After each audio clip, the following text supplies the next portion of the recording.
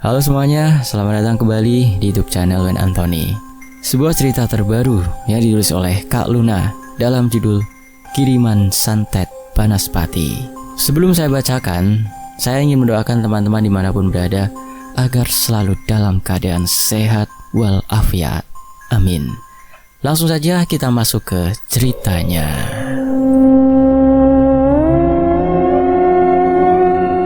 Lukman, lihat itu! Suara Randi, tetangga sebelah rumah, pecah di tengah pekatnya malam pesisir Pancer. Beberapa warga yang masih duduk di beranda langsung berdiri. Di langit, melintas sebuah cahaya merah menyala. Seperti keris panjang berpijar yang meluncur deras ke arah belakang rumah Lukman. Suaranya mendesis keras sebelum menghilang di antara suara ombak yang menghantam karang.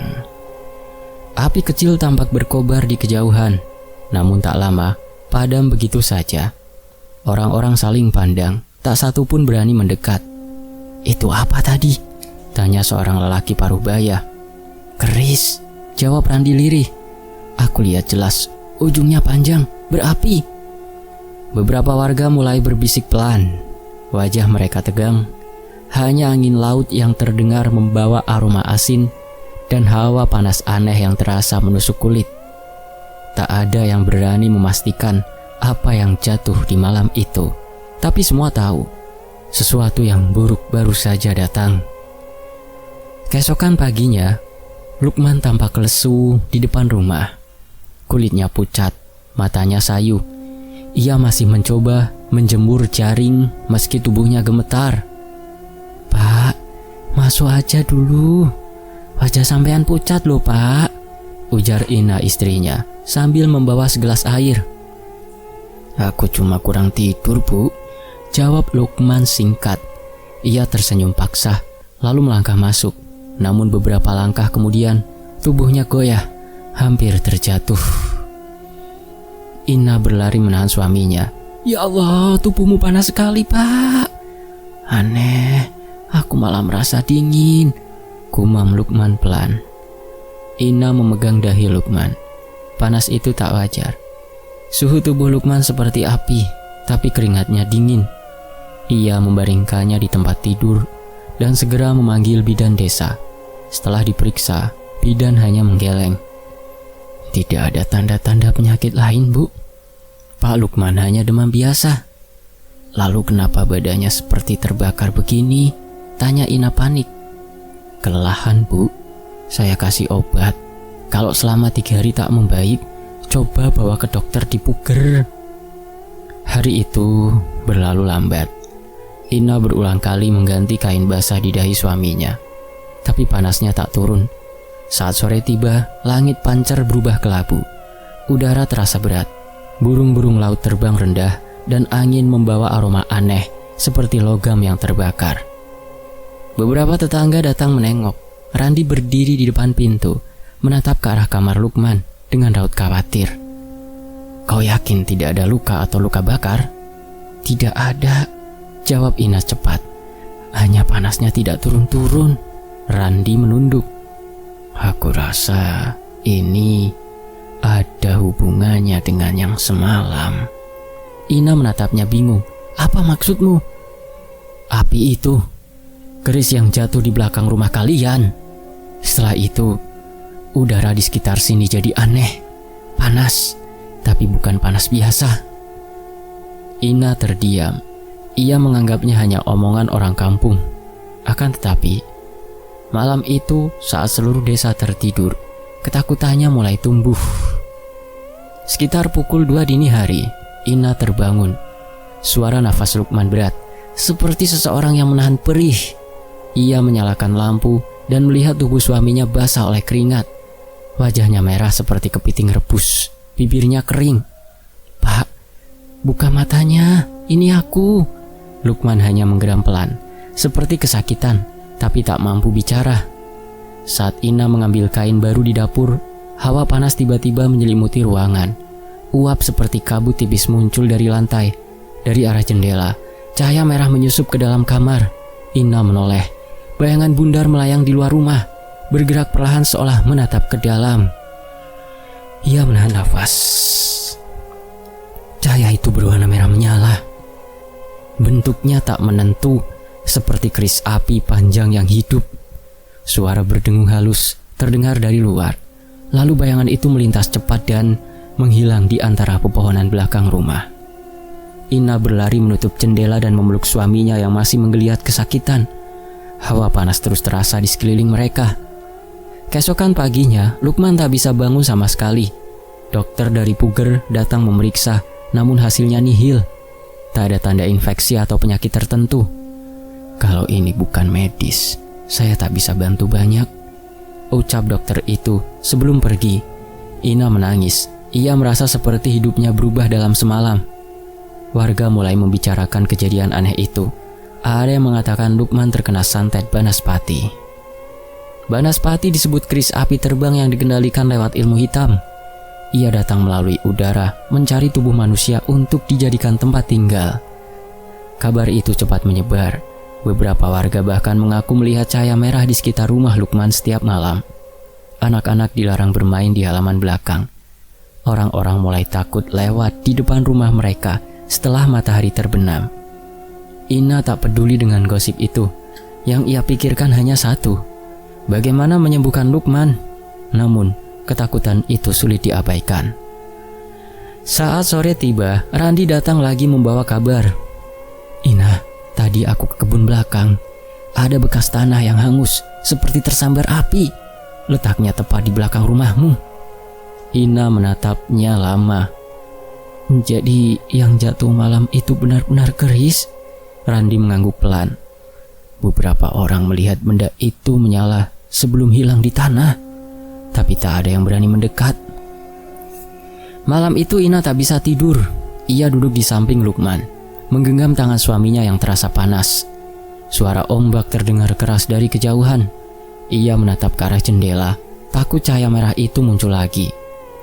Ketika hampir tertidur, terdengar suara seperti benda besi yang saling beradu. Suara itu berhenti tepat di belakang dinding kamar. Ina menegakkan tubuhnya. Jantungnya berdegup kencang. Ia mencoba meyakinkan diri bahwa itu hanya hewan, mungkin anjing atau biawak. Akan tetapi, suara itu kembali terdengar. Kali ini disertai aroma aneh seperti asap. Ia berlari keluar, menyalakan lampu halaman. Tak ada siapapun. Tapi tanah di belakang rumah terlihat hitam dan retak. Udara di sana terasa panas, membuat kulitnya seperti disengat. Ina menutup mulutnya agar tak menjerit. Di antara tanah yang retak itu, tampak ujung logam berwarna merah gelap seperti bilah keris yang tertanam sebagian. Keesokan harinya, desa Pancer gempar. Orang-orang berdatangan ingin melihat bekas itu. Mereka menatap Ina dengan perasaan takut dan juga iba. Beberapa perempuan tua membawa air yang sudah didoakan. Sebagian lain menyarankan agar keris itu dikubur jauh di tengah hutan. Namun setiap kali ada yang mencoba mencabutnya, hawa panas langsung menyerang, membuat tangan mereka seperti terbakar. Akhirnya, warga memutuskan menutup bekas itu dengan tanah. Akan tetapi, malamnya, suara dentingan kembali terdengar. Dari sela-sela tanah, muncul cahaya kecil seperti api yang bergerak pelan menuju rumah Lukman. Ina mulai kehilangan tenaga karena terus berjaga.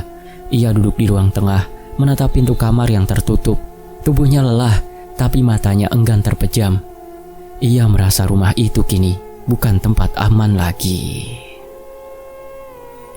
Sekitar tengah malam, udara di ruang tamu berubah. Suhu naik mendadak. Kain gorden bergetar sendiri. Lampu berkedip pelan, lalu mati. Dalam kegelapan, suara nafas berat terdengar dari arah dapur. Ina. Suara itu serak, seperti mirip Lukman tapi bergema. Ia menoleh cepat. Lukman masih terbaring di kamar. Tak mungkin berdiri. Suara itu muncul lagi. Kali ini lebih dekat. Ina. Ina berlari ke kamar dan menyalakan lampu darurat. Lukman menggigil, tapi matanya terbuka menatap langit-langit. Pupus ketenangan itu, Ina menjerit pelan melihat wajah suaminya yang merah seperti terbakar. Namun api tak terlihat. Ia menyentuh dahi Lukman yang panas, lebih panas dari sebelumnya. Lukman mengerang keras, tubuhnya bergetar hebat.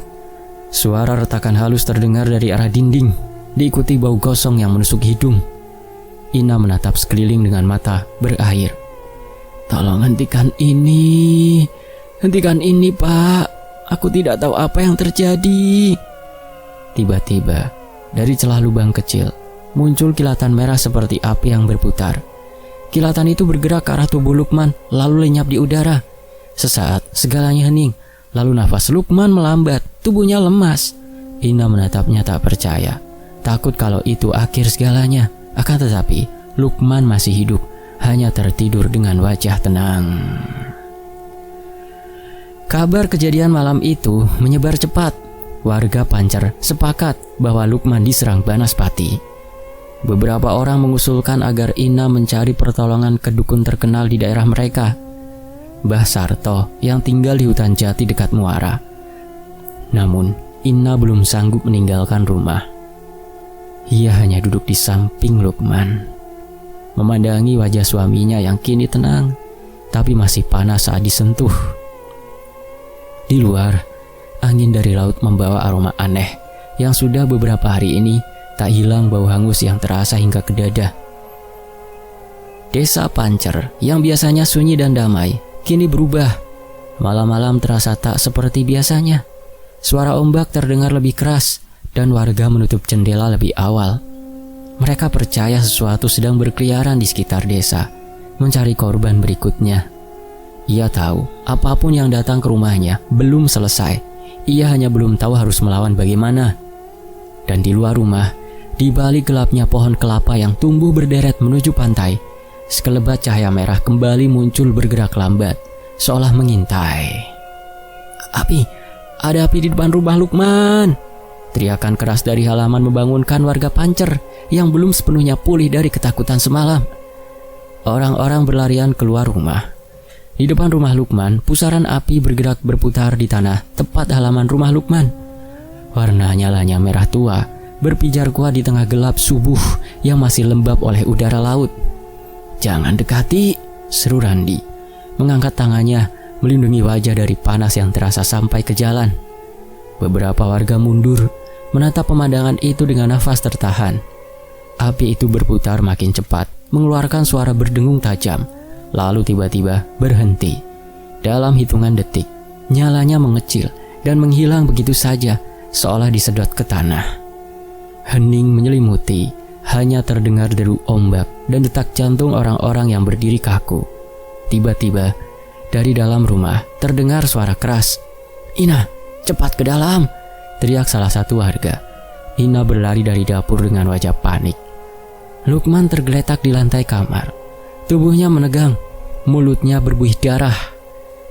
Nafasnya tersengal dan matanya melotot kosong ke langit-langit. "Pak, ya Tuhan!" Ina memeluk tubuh suaminya yang menggigil hebat. Randi dan dua warga lain segera membantu mengangkat Lukman. "Bawa ke puskesmas, cepat!" Mereka berlari ke mobil pick-up milik tetangga. Suara mesin meraung di jalan sempit menuju Puger, meninggalkan rumah yang masih dipenuhi asap tipis dan bau hangus. Puskesmas kecil di ujung desa itu tampak sepi. Seorang perawat muda keluar terburu-buru saat melihat mereka datang. "Tolong bantu, suami saya muntah darah," teriak Ina sambil menahan tangis. Mereka membawa Lukman ke ruang perawatan. Dokter jaga memeriksa dengan cepat, memasang infus, lalu menatap Ina dengan wajah cemas. "Penyakitnya aneh. Kita perlu ronsen, tapi tekanan darahnya turun cepat sekali. Apa dia bisa diselamatkan?" tanya Ina sambil menggenggam tangan suaminya yang dingin. "Saya tidak tahu. Kami tidak punya alat cukup di sini. Ibu harus bawa ke rumah sakit daerah." Ina menatap dokter itu tanpa kata. Ia tahu jarak rumah sakit kabupaten lumayan jauh, tapi melihat kondisi Lukman, tak ada pilihan lain. "Baik dok, tolong bantu saya antar ke mobil." "Saya panggil sopir ambulans sekarang," jawab sang perawat cepat. Suara sirine menggema ketika mobil ambulan meninggalkan puskesmas. Dari kaca depan, cahaya lampu berjejer, nyalanya redup, menuju jalan utama. Ina duduk di samping tubuh suaminya yang terbaring lemah. Tangannya menggenggam tangan Lukman yang terasa berat dan dingin. "Bertahan ya Pak, kita sebentar lagi sampai." Namun, di tengah perjalanan, Lukman tiba-tiba merintih keras. Tubuhnya kaku dan dari dadanya muncul hawa panas yang membuat perawat di sebelahnya mundur. Monitor detak jantung menunjukkan lonjakan tak wajar. "Apa yang terjadi?" tanya Ina panik. "Saya juga tidak tahu," jawab perawat itu ketakutan. Udara di dalam ambulan berubah panas, aroma logam tajam menguar. Lampu kabin berkedip pelan, lalu mati hidup kembali. Driver menoleh cepat ke kaca belakang. "Kenapa lampunya?" "Tetap jalan saja," teriak Ina. Saat mereka melewati jalan yang hampir seluruh sawah tanaman tebu yang membentang panjang, jalur kota, dari jendela belakang terlihat cahaya merah mengikuti dari kejauhan seperti bola api yang melayang rendah di atas jalan. Driver memacu kendaraan lebih cepat. "Tolong jangan lihat ke belakang," kata Ina dengan suara gemetar. Ia menunduk, merapatkan tubuh ke arah Lukman yang kini diam. Beberapa menit kemudian, cahaya itu hilang. Udara perlahan kembali normal. Ina menatap wajah suaminya, masih pucat, tapi nafasnya mulai teratur. Ia mengusap keringat di dahi Lukman dan berbisik, "Kita sudah hampir sampai, Pak." Rumah sakit umum daerah di kabupaten tampak lengang pagi itu. Mereka segera disambut tim medis yang membawa Lukman ke ruang IGD dengan sangat cepat, kilat. Ina duduk di kursi tunggu dengan tangan bergetar. Hatinya kalut, kepalanya berdenyut. Setelah hampir 1 jam, seorang dokter keluar. "Kondisinya stabil, tapi kami belum tahu penyebab pasti. Seperti ada reaksi panas di dalam tubuhnya yang tidak bisa dijelaskan secara medis." Ina terdiam. "Jadi apa yang harus saya lakukan, Dok?" "Kami akan observasi. Kalau tidak ada perubahan dalam 2 hari, mungkin perlu pemeriksaan lebih dalam di Jember." Ina mengangguk. Meski pikirannya kosong, ia keluar dari ruangan, berdiri di teras rumah sakit. Dari sana ia bisa melihat langit kelabu di arah selatan, ke arah laut. Awan tebal menggantung hitam, seperti menandakan badai yang belum reda.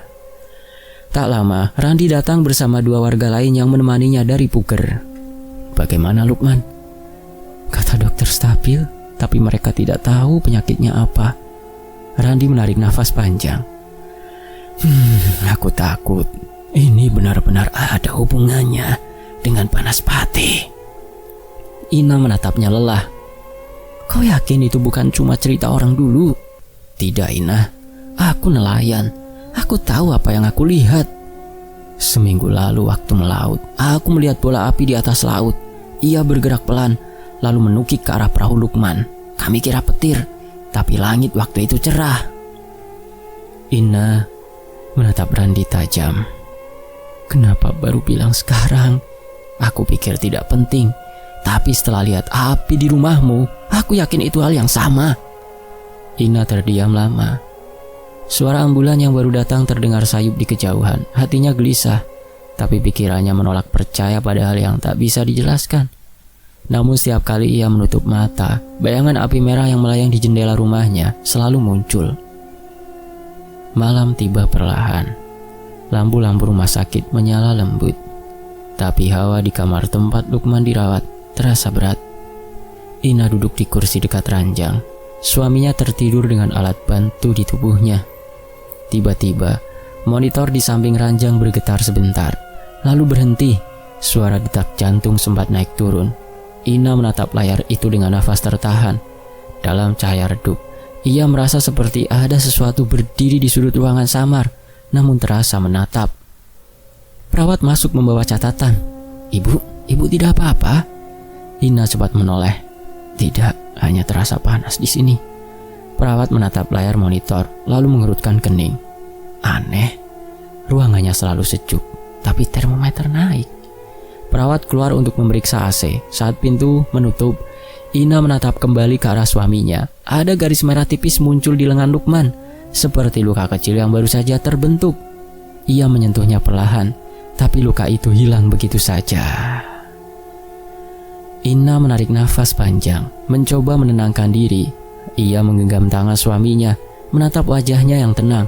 Akan tetapi, di balik kelopak mata tertutup itu, sesuatu terasa hidup, seolah ada gerakan di bawah kulit.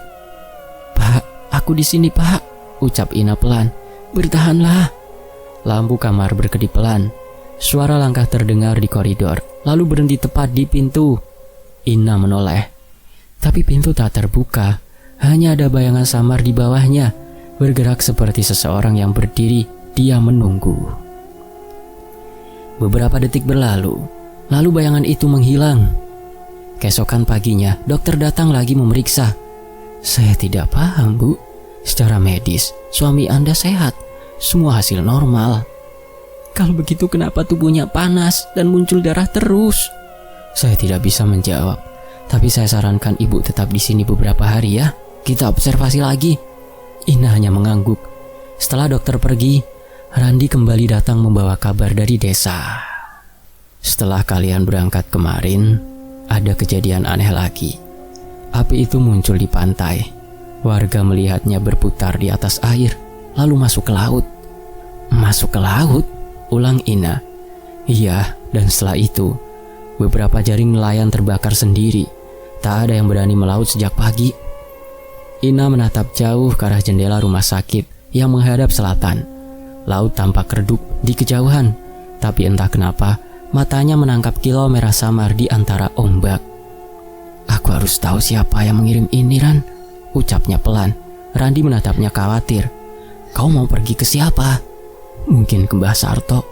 Orang-orang bilang beliau bisa melihat apa yang manusia biasa tak bisa. Randi menggeleng. Kau yakin mau datang ke sana sendirian? Kalau aku diam saja, Lukman bisa mati di depan mataku. Randi tak bisa menjawab. Ia tahu Ina sudah terlalu lelah untuk diperingatkan. Sore itu, saat Lukman tertidur dan perawat berjaga di luar, Ina keluar rumah sakit.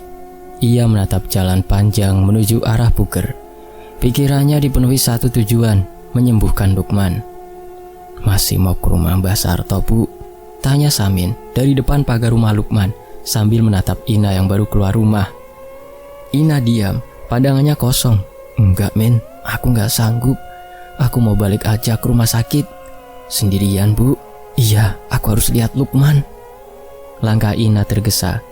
Jalan desa masih basah sisa hujan tadi malam. Angin dari arah laut membawa aroma asin dan samar-samar bau hangus yang menusuk hidung. Ina berusaha menenangkan nafasnya selama menempuh perjalanan ke Balung. Rumah sakit itu berjarak 10 km dari Pancer, tapi perjalanan terasa jauh dan panjang. Setiap kali kendaraan lewat, Ina menunduk, seperti takut ada sesuatu mengikuti dari belakang. Saat tiba di ruang rawat, ia langsung disambut suara gaduh dari dalam. Beberapa perawat keluar tergesa, wajah mereka tegang. Bu Ina, cepat masuk, suami ibu muntah lagi. Ina berlari masuk tanpa pikir panjang. Lukman terbaring di ranjang dengan tubuh menggigil. Darah bercampur busa keluar dari mulutnya. Dokter dan 2 perawat mencoba menahan tubuhnya yang kejang. Mas, aku di sini, Mas, teriak Ina, memegang tangan Lukman yang dingin. Bu, tolong mundur ya, seru dokter. Kami harus bantu dulu. Perut Lukman yang tampak menonjol aneh, seperti ada sesuatu yang bergerak di dalam. Monitor di samping ranjang berbunyi cepat. Suara detaknya menekan ruangan yang hening. Dok, apa yang terjadi? Tanya salah satu perawat. Perutnya tegang sekali. Ambil alat ronsen portable. Ina berdiri di sudut ruangan. Matanya tak lepas dari tubuh suaminya. Suara alat medis berdengung, diikuti bunyi klik dari layar hasil scan. Dokter memandangi hasil itu lama. Wajahnya kaku. Bu Ina, ucapnya pelan. Kami melihat benda logam di perut suami ibu. Ina menatap dengan bingung. Benda logam? Iya, seperti paku dan ada beberapa jarum. Nggak mungkin, Dok, seru Ina. Dia nggak mungkin menelan benda itu. Kami juga tidak bisa menjelaskan ini secara medis. Tiba-tiba Lukman menjerit keras. Tubuhnya melengkung ke belakang. Lalu dari mulutnya menyembur darah hitam. Sesuatu jatuh ke lantai dengan suara keras. Perawat menatap benda itu dan menjerit. Sebuah paku berkarat tergeletak di ubin, masih berlumur darah. Ambil pinset, cepat, kata dokter. Ia memunguti paku itu dan menatap Ina. Bu, lihat ini. Kami nggak tahu bagaimana ini bisa keluar dari tubuh manusia. Ina menutup mulutnya. Air matanya mengalir deras. Ya Allah. Lukman masih menggeliat. Suaranya serak, nafasnya berat. Nak, panas, tolong aku. Ina mendekat dan menggenggam tangannya. Mas, bertahan, aku di sini. Tolongin aku, Nak. Aku kayak dibakar rasanya. Jangan bicara, Mas, dokter lagi bantu. Dokter menatap layar monitor. Tekanan darahnya turun cepat. Kita butuh oksigen. 2 perawat berlari menyiapkan tabung, sementara satu lagi membersihkan darah di sekitar mulut Lukman. Akan tetapi, tiba-tiba tubuhnya kembali menegang. Dari mulutnya keluar lagi darah pekat bercampur potongan kecil besi melengkung seperti kawat. Semua orang di ruangan itu terpaku. Salah satu perawat sampai menutup wajahnya dan mundur. "Bu, suami ibu harus dirujuk. Ini bukan kasus biasa," ucap dokter cepat. "Dirujuk kemana?" Ina gemetar. "Rumah sakit provinsi. Mungkin yang ada di Jember itu. Tapi saya sarankan cari juga pertolongan lain." Pertolongan lain?" Ia menatap tajam. "Maaf bu, tapi ada hal-hal yang di luar jangkauan medis." Ina tak menjawab. Ia hanya memeluk tubuh suaminya yang lemah. "Mas, kamu dengar aku kan? Jangan tinggalin aku." Lukman membuka matanya pelan. "Nak, kalau aku mati, jangan tinggal di rumah itu lagi." "Mas, jangan ngomong sembarangan." "Dia di sana, nak. Aku lihat api itu di jendela rumah waktu kamu pergi." Ina menatapnya dengan takut. "Api?" Lukman menelan ludah.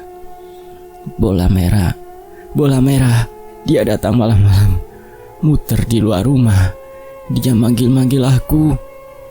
"Cukup," potong dokter cepat.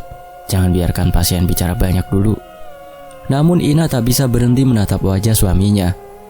Ucapannya terngiang di kepala, membuat bulu kuduknya berdiri. Beberapa jam berlalu, Lukman akhirnya tertidur lemah di bawah pengaruh obat. Dokter meninggalkan ruangan, memberi waktu Ina untuk menenangkan diri. Di luar, langit berwarna kelabu dan angin dari arah depan menabrak jendela rumah sakit dengan suara lirih. Ina duduk di kursi sebelah ranjang, menatap paku yang tadi disimpan dokter dalam wadah logam kecil di meja. Wujudnya berkarat dan bengkok, tapi panas terasa menjalar hanya dengan memandangnya. Perawat masuk pelan. "Bu Ina, kalau boleh tahu, sebelumnya suami ibu pernah berselisih dengan siapa?" Ina menggeleng. "Enggak ada. Kami orang biasa. Mas Lukman cuma nelayan." "Kadang masalah kecil bisa bikin orang dendam, Bu," ucap perawat ragu. "Kalau benar ini gangguan, kiai atau orang pintar satu-satunya yang bisa bantu." Ina menatap perawat itu dalam diam. "Iya, aku tahu, tapi aku takut, Sus. Kalau ibu biarkan begini bisa bahaya, Bu." Ina menunduk lama, menggenggam jemarinya sendiri. Ia ingin percaya pada medis, tapi apa yang baru ia lihat tadi jelas bukan hal wajar. Malam menjelang. Ina masih di rumah sakit, menunggu di kursi panjang depan ruang rawat. Tubuhnya lelah, tapi pikirannya tak mau tenang. Beberapa kali ia mendengar langkah kaki di koridor, padahal rumah sakit sudah sepi. Ia menoleh, tapi tak ada siapapun. Lampu di ujung lorong tiba-tiba berkedip. Sekejap, terlihat bayangan merah melintas cepat di dinding. Ina berdiri dengan nafas tersengal. "Siapa itu?" Suaranya gemetar, tak ada jawaban. Saat ia berbalik hendak masuk ke ruang Lukman, hawa panas melintas di tengkuknya. Ia menoleh cepat, dan sejurus kemudian terdengar suara benda jatuh di dalam kamar. Ia berlari masuk. Lukman masih terbaring, tapi wadah logam berisi paku terjatuh ke lantai. Paku itu bergetar, lalu berhenti. Ina memungutnya perlahan, jantungnya berdetak cepat. Dari arah jendela, bayangan merah terlihat menempel di kaca sebentar sebelum hilang. Ina langsung menutup tirai dan berjongkok di samping tempat tidur suaminya, berusaha menahan tangis. "Mas, apapun itu, aku gak akan tinggal diam." Pagi menjelang tanpa terasa, dokter datang mengecek kondisi Lukman. "Keadaannya stabil untuk sementara, Bu. Tapi kami masih khawatir." Ina menatap suaminya. "Saya gak mau pindah rumah sakit dulu. Saya mau tunggu sampai dia sadar." Dokter mengangguk pelan. "Baik, tapi ibu harus kuat ya." Ina duduk lagi di kursinya. Tatapannya kosong ke arah langit yang mulai cerah di luar jendela. Dalam hati ia tahu Lukman tidak sekedar sakit biasa. "Ina, gimana keadaan Lukman? Suara berat itu memecah keheningan ruang tunggu rumah sakit. Ina menoleh cepat. Randi, ya Tuhan, akhirnya kamu datang lagi. Suaranya parau, wajahnya pucat, matanya sembab. Randi melangkah mendekat. Ia masih mengenakan jaket lusuh dengan bau asin laut menempel di tubuhnya. Ina menarik nafas dalam-dalam, menatap pintu ruang rawat suaminya yang tertutup rapat. Kau gak akan percaya, Ran. Dia muntah darah dan tadi dokter nemuin paku sama jarum di perutnya. Dikeluarin semua dari mulutnya. Randi menatap Ina tanpa bicara, lalu mendekat ke pintu. Dari balik kaca kecil, ia melihat Lukman terbaring lemah. Tubuhnya dikerubungi selang infus. Wajahnya kusut seperti habis terbakar matahari. Paku? Dari perutnya sendiri? Iya, dan dokter gak bisa jelasin. Katanya gak masuk akal. Tapi aku tahu ini bukan penyakit biasa. Randi menatap Ina lama. Kau mikir ini santet kan ya? Ina hanya mengangguk, menunduk pelan. Aku udah mau ke rumah Mbah Sarto kemarin, tapi aku ragu. Sekarang aku gak tahu harus gimana. Aku takut Mas Lukman gak kuat. Randi mengusap wajahnya. Kalau sudah begini, tidak ada jalan lain, Nak. Kita harus ke sana. Aku ikut. Suara langkah orang terdengar di koridor. Beberapa warga desa datang menjenguk Bu Mira dan 2 nelayan yang biasa kerja bareng Lukman. Wajah mereka tampak cemas. Ina, sabar ya. Lukman itu orang baik. Tuhan pasti tolong dia, kata Bu Mira menepuk bahunya. Ina mencoba tersenyum walau bibirnya bergetar. Makasih Bu, doain aja. Pak Hasan menatap Randi. Kau temani dia, Ran. Lukman butuh orang yang kuat di sisinya. Aku sama warga lain nanti bantu jagain di sini.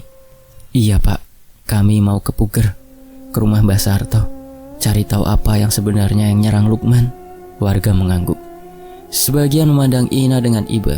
Mereka tahu Lukman dikenal baik, suka menolong siapa saja, tak ada musuh, tak pernah cari masalah.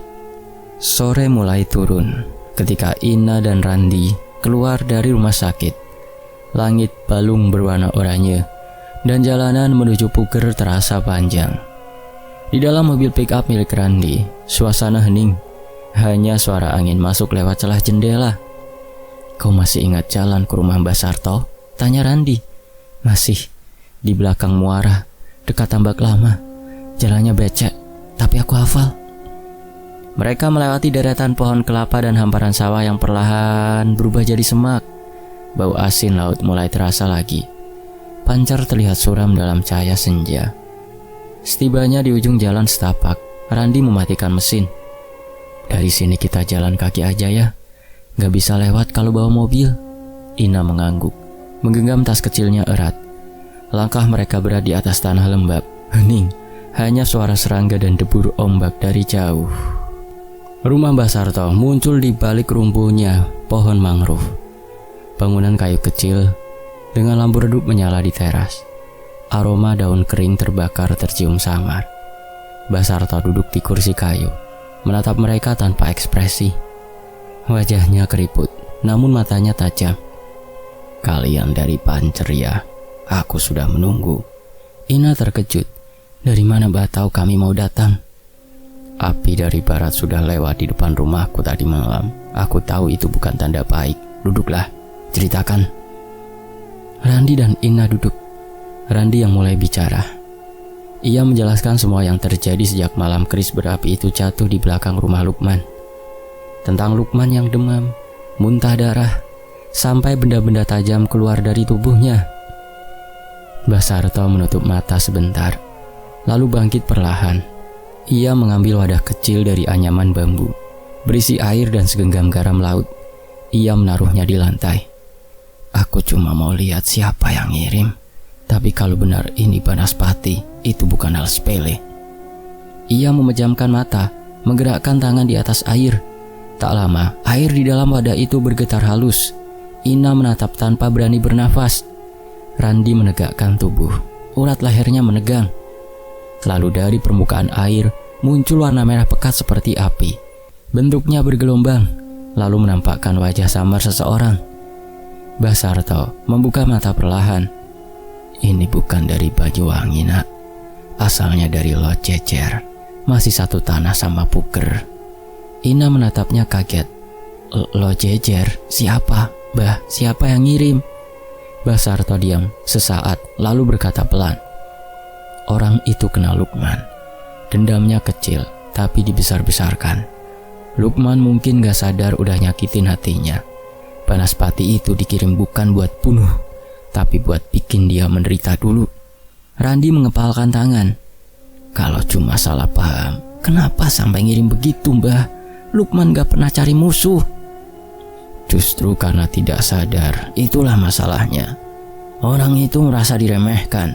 Ia tak mengira kalau Lukman selingkuh dengan istrinya. Padahal Lukman hanya membantu. Dan waktu itu tak hanya Lukman saja, ada beberapa orang dan Lukman yang terakhir pulang. Orang itu minta bantuan dukun di Lojejer. Sekarang Banaspati itu nempel di tubuh Lukman. Ina menunduk. Air matanya jatuh pelan. Jadi Lukman kena azab cuma karena salah paham? Bukan azab, nak. Ini balasan dari orang yang sakit hati. Banaspati itu tidak akan pergi sebelum Lukman minta maaf ke pengirimnya. Randi menatap Ina. Berarti kita harus cari orang itu. Kalau benar dari Lojejer, aku bisa bantu. Aku kenal beberapa orang sana. Mbah Sarto menatap mereka serius. Tapi ingat, sebelum kau temui dia, jangan ada emosi. Banaspati itu menempel pada amarah. Sekali kau marah, dia bisa pindah ke tubuhmu. Randi menelan ludah. Berarti kalau kita salah ngomong, bisa bahaya juga ya? Bisa. Jadi kendalikan diri, dan begitu sampai di sana, jangan datang malam. Pergi pas langit belum gelap. Kalau terlambat, Banaspati akan ikut. Ina mengangguk pelan, menggenggam tangannya yang dingin. Aku akan lakukan apa saja supaya Lukman sembuh. Mbah Sarto menatapnya iba. Kau istri yang kuat, nak, tapi jangan lawan api dengan api. Kadang cara paling ampuh cuma satu, meminta maaf. Di luar, suara angin berdesir lewat pohon bambu. Udara jadi berat, seolah seluruh desa menahan nafas. Rudi menatap Mbah Sarto sekali lagi. Kalau Banaspati itu tahu kami mau cari asalnya, apa dia bisa marah, Mbah? Bukan bisa, dia pasti sudah tahu.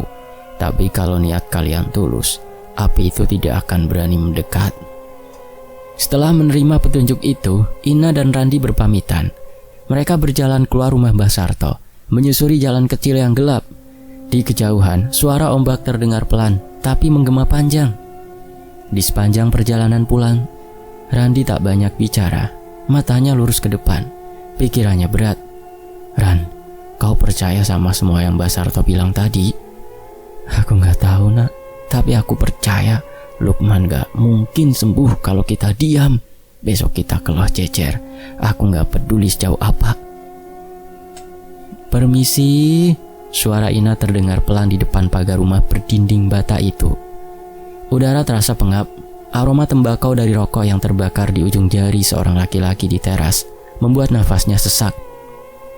Laki-laki itu menoleh, tatapannya dingin. Cari siapa? Ina menggenggam ujung tasnya erat. Saya istri Lukman, Pak. Pria itu diam sejenak. Asap rokok keluar dari mulutnya perlahan. Ngapain datang ke sini? Lukman itu apa masih belum cukup nyusahin hidup saya? Randi yang berdiri di belakang Ina menahan diri untuk tidak menyelah. Ia tahu kalau salah ucap sedikit saja, suasana bisa meledak. Ina menunduk, suaranya bergetar saat ia bicara lagi. Saya datang bukan untuk marah, Pak. Saya cuma mau minta maaf. Lukman tidak ada niat jahat sama Bapak atau Bu Sari. Nama sang istri disebut langsung membuat pria itu menatap tajam. Kau tahu apa soal dia? Dari dalam rumah terdengar suara langkah perempuan. Seorang wanita keluar membawa sapu di tangan. Wajahnya kaget melihat Ina, tapi cepat-cepat menunduk. Sudahlah, Mas, kata wanita itu lirih. Dengerin dulu dia. Pria itu mematikan rokoknya di asbak kaleng. Kau yang bikin semua ini ribet, katanya ke istrinya, tapi tetap menatap Ina dengan curiga. Bilang, maksudmu apa datang ke sini? Ina menarik nafas panjang, mencoba menguatkan diri. Waktu itu, Lukman cuma bantu angkat ikan dari pasar. Bu Sari juga tahu Lukman tidak minta upah. Malah dia nolak waktu ditawari uang. Katanya kalian udah lama berteman. Perempuan itu mengangguk cepat. Iya benar, aku yang salah. Aku nyuruh beberapa orang bantu. Lukman kebetulan yang terakhir pulang. Aku yang salah. Waktu suamiku pulang, terus dengar orang ngomong aneh. Pria itu mendengus pelan. Jadi semua cuma salah paham? Bukan cuma salah paham, Pak. Suara Ina terdengar parau. Tapi juga sudah bikin Lukman sekarat. Saya tahu dari Mbak Sarto katanya ada kiriman dari sini. Tolong, Pak. Tolong cabut. Kami tidak sanggup lagi. Suasana terdiam. Angin sore berembus pelan, menggerakkan tirai jendela. Wajah pria itu menegang. Tangannya gemetar kecil saat menyalakan rokok baru. Aku memang marah waktu itu, katanya pelan. Orang-orang ngomong Lukman dekat sama istriku. Aku pikir dia akan ngerebut. Aku tidak pernah tahu kalau semua cuma bantuin ikan dari pasar. Randi menatapnya tajam. Kalau Bapak sadar, tolong hentikannya, Pak. Lukman sekarang di rumah sakit. Nafasnya saja kadang berhenti. Kalau terlambat nyawanya bisa nggak ketolong, Pak. Pria itu mengembuskan nafas keras, menatap tanah. Dukun itu yang urus. Aku cuma disuruh nyiapin sesajen. Katanya biar rasa dendamku hilang. Aku tidak tahu bakal separah itu. Bisa dipanggil lagi orangnya, Pak? Tanya Ina cepat. Biar dia cabut semuanya. Pria itu mengangguk perlahan. Bisa. Aku datangin dia sekarang juga. Saat itu juga, Ina dan Randi ikut ke rumah dukun yang dimaksud. Rumahnya berada di ujung kampung, di tepi sawah yang sepi. Bau kemenyan samar masih terasa di udara, tapi mereka abaikan. Seorang lelaki berusia sekitar 50 tahun keluar dari dalam, menatap mereka dengan heran. Lulu, kok balik lagi? Tanyanya pada si pria. Pria itu menunduk. Saya minta tolong, Mbah, cabut kiriman yang kemarin. Dukun itu memicingkan mata. Lah kenapa? Saya salah paham. Orang itu tidak ngapa-ngapain, Mbah. Dukun itu menatap lama, lalu menaruh kelapa kecil di depan pintu. Baiklah, tapi kalian harus jujur semua. Kalau masih ada dendam, tidak akan bisa lepas. Saya ikhlas, kata pria itu pelan. Saya minta maaf. Dukun itu mulai membaca mantra. Suaranya datar, tapi udara di sekitar terasa berat. Angin yang tadinya tak ada mendadak bergerak kencang, membuat daun-daun di luar rumah berjatuhan. Randi menatap Ina, wajahnya tegang. Lalu tiba-tiba, kelapa di lantai bergoyang sendiri, seperti ada sesuatu yang menarik dari dalam. Suara benda berat jatuh terdengar dari ruangan belakang. Lalu semuanya hening. Rampung, sudah, kata si dukun akhirnya. Yang dikirim sudah pergi, jangan diulang lagi. Dendam kalau dipelihara, bisa balik. Pria itu mengangguk, lalu menatap Ina dengan mata berkaca-kaca. Saya minta maaf, saya tidak tahu akibatnya sejauh ini. Sampaikan ke Lukman, saya salah. Ina hampir tak bisa bicara. Air matanya jatuh, tapi ia menahan suara agar tidak pecah. Terima kasih, Pak. Saya cuma ingin suami saya sembuh. Beberapa hari kemudian, Lukman mulai sadar. Tubuhnya masih lemah, tapi warna wajahnya sudah tak sepucat sebelumnya. Saat melihat Ina di samping ranjang, matanya berkaca-kaca. Kita pindah ya, kata Ina lirih sambil menggenggam tangannya. Aku tidak mau tinggal di rumah itu lagi. Lukman mengangguk pelan. Kemana? Balung, kita kos di daerah sini saja, mulai dari awal. Randi yang berdiri di ujung ranjang tersenyum tipis. Bagus. Kadang pindah bukan berarti lari, tapi nyelamatin diri. Ina menatapnya, penuh rasa terima kasih. Di luar kamar, cahaya sore menerobos jendela rumah sakit. Tenang tapi dingin. Semua yang mereka alami meninggalkan luka. Tapi setidaknya hari itu Lukman masih hidup, dan itu sudah lebih dari cukup. Tamat. Sampai jumpa di kisah berikutnya, hanya di Wen Anthony YouTube channel. Terima kasih semuanya. Wassalamualaikum.